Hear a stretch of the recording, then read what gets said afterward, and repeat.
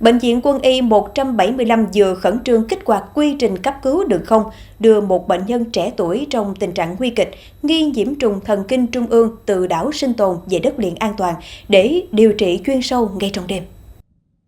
Trước đó, nam bệnh nhân 20 tuổi đang làm việc trên đảo Sinh Tồn thì đột ngột xuất hiện cơn co giật toàn thân, sốt cao, sau đó rối loạn ý thức, hôn mê sâu và được đưa vào trạm xá đảo Sinh Tồn vào 16 giờ ngày 14 tháng 1. Hội chẩn từ xa với bác sĩ Bệnh viện Quân y 175 xác định bệnh nhân rối loạn ý thức cấp tính, nghi ngờ nhiễm trùng thần kinh nặng, diễn tiến nhanh, có nguy cơ tử vong rất cao nếu không được xử trí và điều trị kịp thời. Bệnh viện Quân y 175 đã khẩn trương kích hoạt phương án cấp cứu đường không trong thời gian ngắn nhất. Bệnh nhân ngay lập tức được đặt nội khí quản, hỗ trợ thở máy, đưa lên trực thăng rời đảo Sinh Tồn về đất liền. Trưa ngày 15 tháng 1, bệnh nhân được vận chuyển an toàn về Bệnh viện Quân y 175, sau đó nhanh chóng được chuyển đến khoa cấp cứu và điều trị tích cực.